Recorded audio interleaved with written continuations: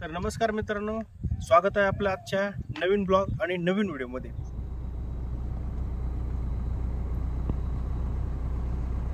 तर फायनली आपण खूप खडतर प्रवास करून आणि दगडा मातीतून खोल दऱ्यातून नदी नाल्यातून वड्यातून आपण हा प्रवास करत आपण फायनली आलो आहोत तेलगावच्या रेल्वे स्टेशनवर। ॲक्च्युअली तेलगावचं रेल्वे स्टेशन नसून हे आहे लोणवळचं रेल्वे स्टेशन। हे लोणवळच्या हद्दीत येते। लोणवळ जे की छोटंसं गाव आहे, त्या गावाच्या हद्दीमध्ये हे स्टेशन उभारलेलं आहे। बघू शकता तिथं कामाची प्रगती, फक्त स्टेशनची इमारत उभी आहे, त्याच्या व्यतिरिक्त कुठलंही काम नाही। एक रॅम्प वगैरे केलेला आहे, तुम्ही पाहू शकता। तर चला तर आपण पाहूयात रेल्वे स्टेशनची इमारत।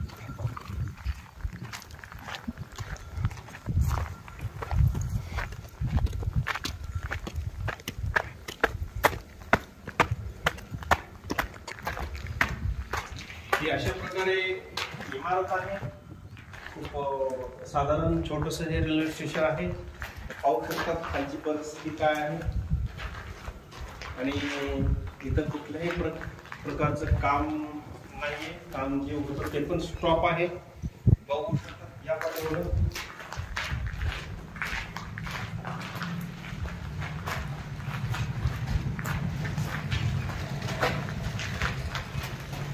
अशा प्रकारचं रेल्वेचं स्टेशन आहे।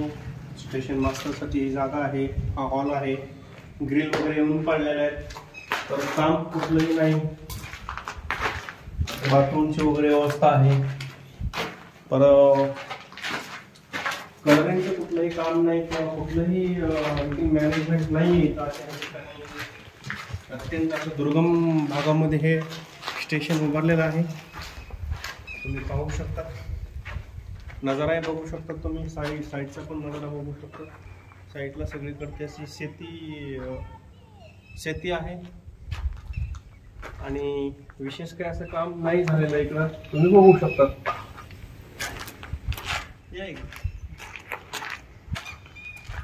तर अशा प्रकारे जे नगर बीड परळीचा जो टप्पा आहे, जे की आपण लोणवळ ह्या छोट्याशा ठिकाणी आलो आहोत स्टेशनची पाहणी करण्यासाठी।